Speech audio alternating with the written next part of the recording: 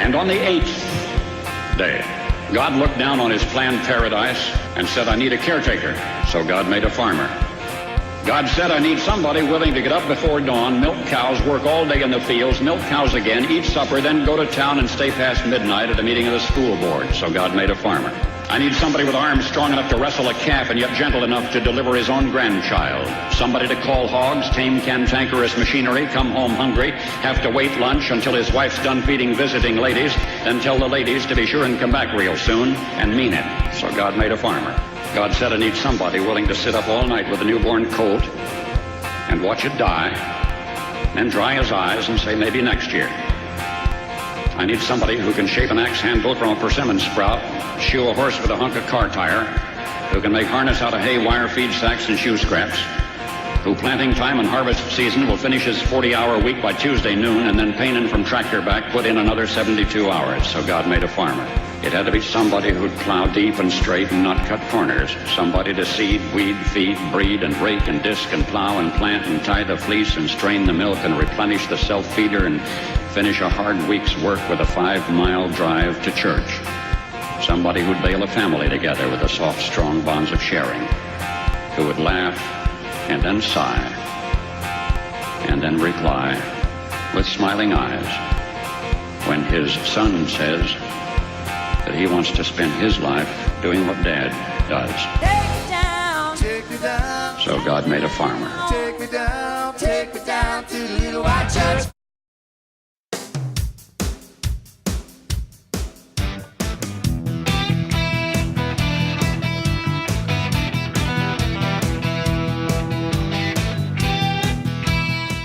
On this episode of American Family Farmer, we travel to the town of Bridgewater to meet the Mushala family.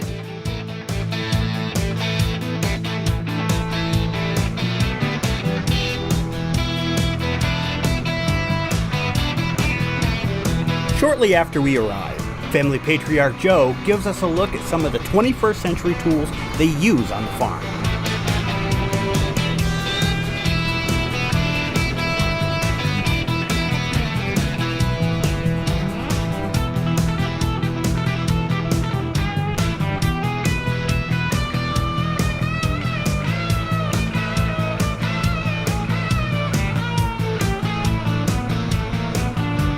So this is your, you said 2013? Yes. 2013, it's a case. Case IH 315. Yeah, look at this. So what, now, I haven't even asked you this question yet, because you've been busy, we've been busy, now we're getting a chance to talk and chew the fat a little bit. You just do crops? Do you do dairy? Or? We sold our dairy about 9 years ago. We had 450 head. 450 head. We decided to liquidate the dairy and continue the crop sales. So you're an important, you are a front line to the farmers and the people that are raising cattle and stuff. Is that what you're raising, those kind of crops? Yes, we grow corn. This goes for three different uses. Soybeans, small grains, and alfalfa. This is four-wheel drive, must be. No, wait. Yes. Oh, they still call it four-wheel drive, right? This tractor's articulated. It steers by bending in the center. The tractor bends in the center. It's articulated. Okay. See the steering cylinders? Here's the pivot point.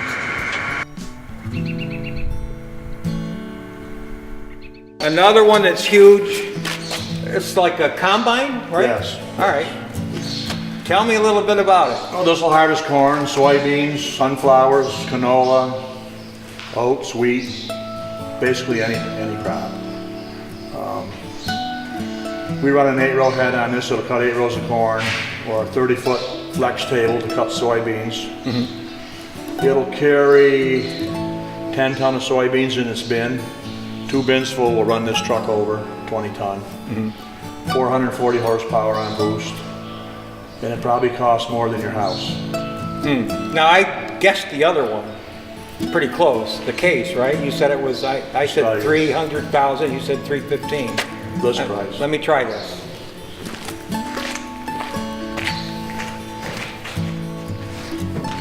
$220,000. Oh no, it's more. It is more? Wow. Plus, an 8-row corn head's around $75,000 or $80,000. A 30-foot flex table will run $1,000 a foot or more, 30,000 plus.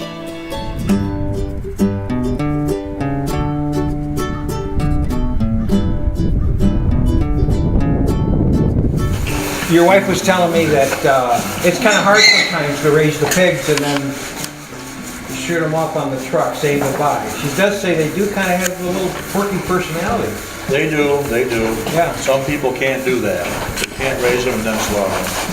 Right, but sometimes that's what the farmers have to do, right? That's If what you we get do a down here. cow or something, you're not gonna just, Right. Not waste that money. and so the pig business, is it a pretty big part of your farm or more like a hobby? Just a hobby.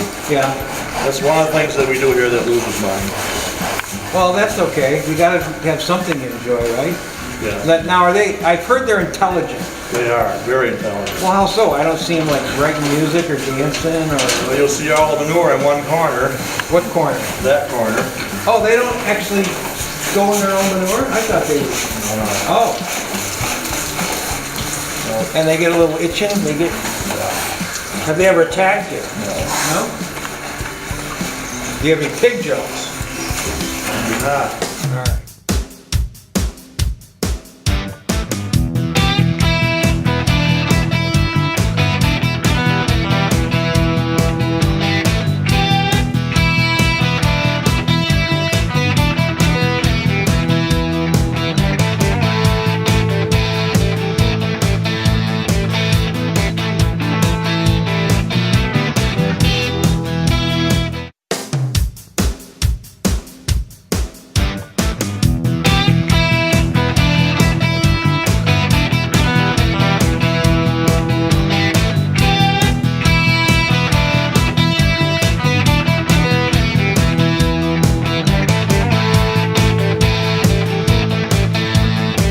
After seeing a few of the big toys, we were invited on a ride-along tour of the farm.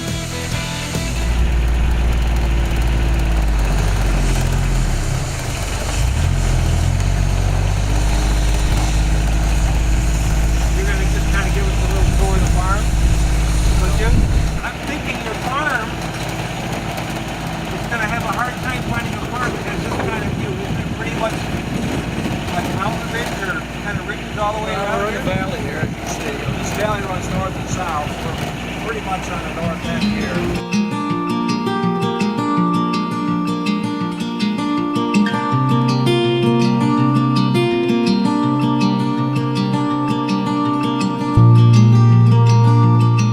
Corn, you said the corn is used to sell it for different reasons. Is it food and fuel? Some goes for ethanol and fuel. Yeah. Some goes to a couple different feed mills, dairy feed. Yeah. And some goes to the local dog feed.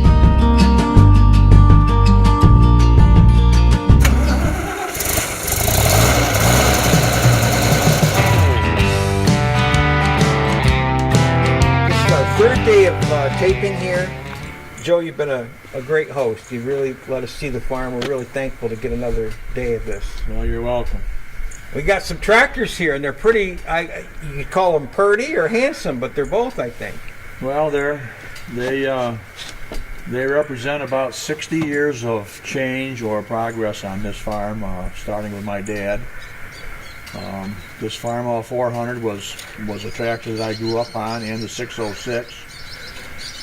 The 1206 is a Wheatland edition. And which one is the 1206? The far left. Yeah. That's called a Wheatland. Has the big fenders, the big rear tires, standard front axle, and it's primarily used for heavy tillage work in the wheat country. That's why they call it a Wheatland. It only had a production lifespan of 3 years. They only made 1,289 of those units. Well, how about if we get a nice close-up? Sure. Get our hands on them, and you can tell us a little more about the nuts and bolts of them. So this International is what vintage? This is a 1966 1206 Wheatland. It had a production span of only 36 months. They only made 1,289 of these particular units. It's a Wheatland. It has the large rear tires, the round fenders. It primarily was used for heavy tillage work in the wheat country. That's why it's called obviously, Wheat country. Wheatland, yes. Yep. Now this was a kind of a typical design for many decades, right? This is a two-wheel drive? Yes. So the two-wheel drive kind of started things out a bit, Yes. right? Yes. Yes. All right. So this is a diesel, Yes. Turbocharged. I turbocharged. believe this was the first turbocharged tractor that was manufactured over 100 horsepower. Oh yeah. You'd think it'd be much more. When I hear like, But this is 1966 now. remember? okay, yeah, but in 1966, didn't they make like for cars they had 300 horse engines? Yeah, but it's different kind of horsepower. No, there's the International number 2 turbo 1450. Yes. This tractor is one size larger than the one behind us and one series newer. Yeah, And they changed the engine series. This is a 407 engine, this tractor. So yeah. You must show these. I You take them don't. out. Oh no. I have not. Why not? Oh no, time, right? I just haven't done it. I bet They have a parade in Waterville every year. Yeah. And we've talked about maybe taking one, but we haven't done it. Well, you know, if you need somebody to drive a second one, I can still. There you go. I won't run it into the shed like I did when I was a kid. These two, I think, would look pretty nice there. They would. They look beautiful with the red fire engines. Now, and the horsepower on this one compared to that, A little more, another 15 horse. another 15 horse. Right. This one has the lights, extra lights on the side, Lights in the fenders. fender lights, Yes. and no lights in the front here. Right. Huh. They had an option for lights here. But were these enough lighting to do things during the night? Yeah, they were okay. Yeah. Okay. They're only going 4 or 5 miles an hour. Right. Yeah. Now I heard about this one. One of them didn't start this morning, but there was a reason it didn't start. Yeah, it helps to get fuel. You gotta get a little gas. Yeah, There you go. Do I have to go like this?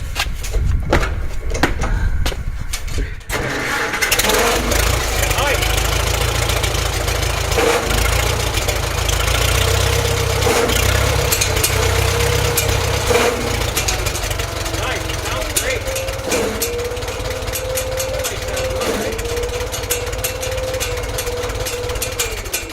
It's got, now, do you know as a farmer, does the distinct sound, let's say, an Oliver Farmall or That's a Farmall M engine. That's the sound you're hearing. yeah, that's okay. So they're distinct sounds though, different tractors. Yeah. These two models here were tractors that we actually farmed with as I grew up, from 5 years on up. You rode this when you were 5 years old. This is a 1955. It's 61 years old now. Is that right? yes. I'm not thinking mathematical now, but That's what it is. And this 606 is a 1967 or 8 model. from your family farm Yes. in Verona, New York. Durhamville, yes. Durhamville. Town of Verona, yes. Yeah. All right. So both of these are you Tractors that we farmed with, yes. since you've been about this high. Yes. Yeah. Yes. And do you have any experiences with these that you remember? Close calls or No. Yeah. And how about your farm? No, when you grew up, no incidences on the farm or anything? No, just dealing with the weather. And Yeah. we've had, where I grew up, we weren't as fortunate to have the drainage that we have here, and we had problems with mud at times. you Yeah. know. Yeah. Well, a lot of farmers have lost their lives on tractors. Yes. Maybe just getting a little too close to where they shouldn't be, or trying a little bit more than they should, right? Yes. Usually mowing roadsides, Yeah. trimming in the summertime can be. Yeah. And usually it's an older farmer. It's a job that nobody else gets to. So Yeah. Grandpa will get on the tractor and mow a roadside and ends up maybe having problems. My wife's mother in Springfield, New York, in the 70s, lost her life on a tractor accident, and it's before they had the PTO covers open. Yes. And they looked down the field one day, and the diesel's coming out, the black smoke, and there she was. She lost her life. So it's a very dangerous business. This is a dangerous business, and people probably don't realize sometimes how dangerous it can be. This is true. Yeah. Now on this side, this is what fascinates me, because this is an older. It's a belt pulley. In the 50s, a lot of equipment was belt driven, a stationary thrash machine, Right. for example, and a Sawmill.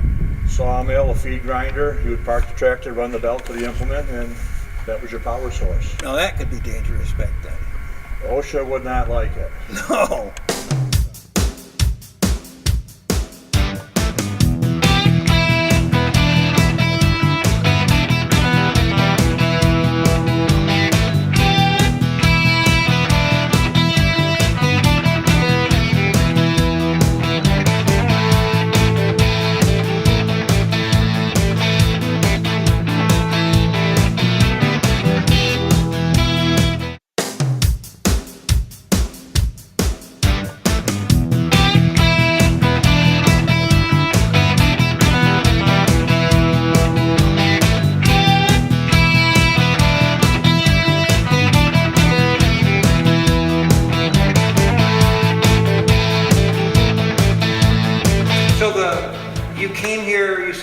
1968?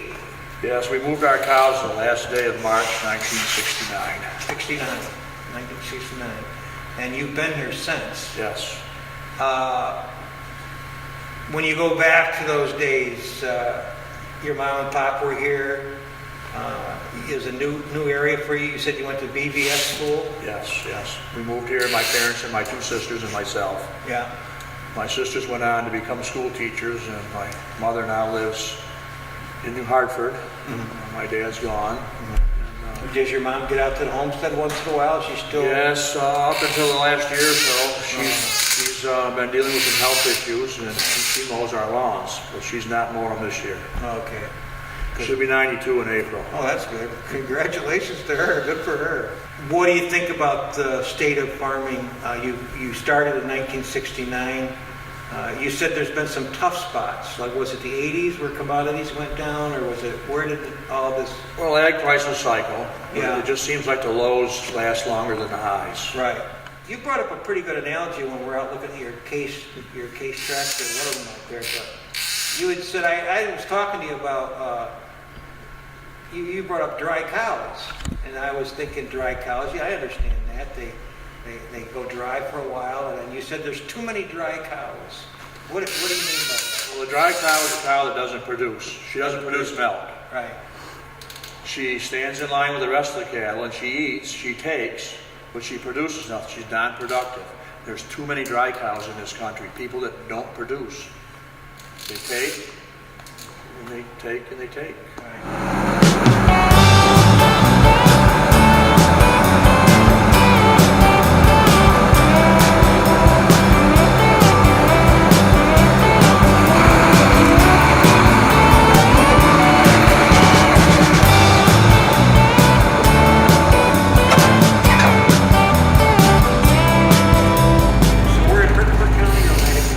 Southeast Oneida County. And your farms are all kind of all over the place. Well, being in the corner of the county, we farm in Oneida, Herkimer, and Madison County. We farm in the town of Parrish, the town of Bridgewater, the town of West Winfield, and the town of Brookfield. Yes. Well, Joe, it's day 3. We're going to wrap up here. Okay. And first of all, I want to thank you for allowing us on your farm. You're welcome. We appreciate, I want to give a shout out to Early Farm and Hardware, our major sponsor, for making this. I couldn't have done it without somebody behind me to help us financially. Sure. So, I did want to wrap up by, you talked affectionately towards the animals of the farm. You raised some pigs. You said that's a hobby. But how important have animals been to you in the farming industry? I mean, it's crucial, right? I mean, not now, but back in the day. Well, I always said if you take care of the land will take care of the animals, and the animals will take care of us. And that's how we've always operated. Consider ourselves to be good steward of the land took care of the cattle took care of us. I'd like you to talk about the family issue, about the family farm. I mean, our organization pushes faith, family, and freedom. That's all I'm going to concentrate the rest of my life for. To fight for those things, those issues, to stand up.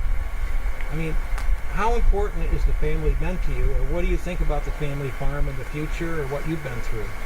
Well, it's very important, but my concern is we have a friend who left his family farm in Binghamton area, and he is now service manager for Case IH for the Northeast. Mm-hmm. We have another friend who has 2 sons. He also farms a multifaceted operation, sells seed corn, he raises black Angus cattle, and farms quite a lot of land. One son, I believe, is in the insurance industry, and his other son works for John Deere.